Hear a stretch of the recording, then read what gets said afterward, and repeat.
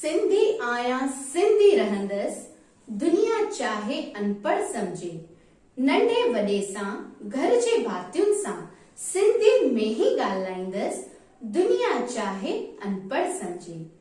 मुंहिंजी मिठड़ी सिंधी भाषा सां हरदम साण रहां मां, भले हिंदी गुजराती इंग्लिश सिखी आहे जमाने सां, पर मुंहिंजे जीवन जी शुरुआत थी आहे सिंधी भाषा सां।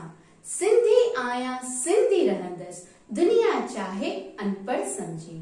सलाम आहे उन्हनि खे जिन विरांगे खां पोइ सिंधियत जी खुशबू खे हर पल रखियो साण, पंहिंजा कारोबार ऐं धंधा अॻिते वधाया ऐं फ़ख्र कयो हमेशा पंहिंजी सिंधी ॿोलीअ सां।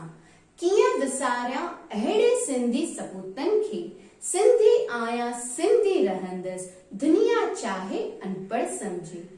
मुंहिंजी मातृभाषा मुंहिंजी ॿोली, जंहिंमें ॾिनी आ मूंखे अमड़ लोली।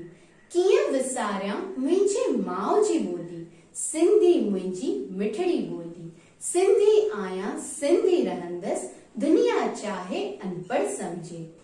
पंहिंजी माधुरी सिंधी ॿोली वेसारे वेठा आहिनि अहंकार में, अंग्रेजी माध्यम में पढ़ी जेके निकिता आहिनि शौक़ में।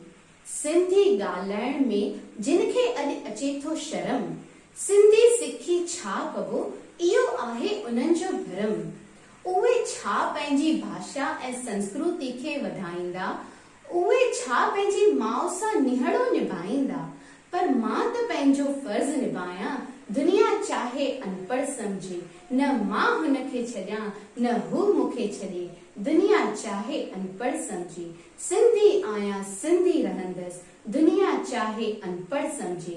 नंढे वॾे सां घर जे भातियुनि सां सिंधी में ही ॻाल्हाईंदस, दुनिया चाहे अनपढ़ समझे। जय झूलेलाल। अगर तव्हांखे हीअ कविता पसंद आई हुजे त please like share and subscribe जरूर कंदा।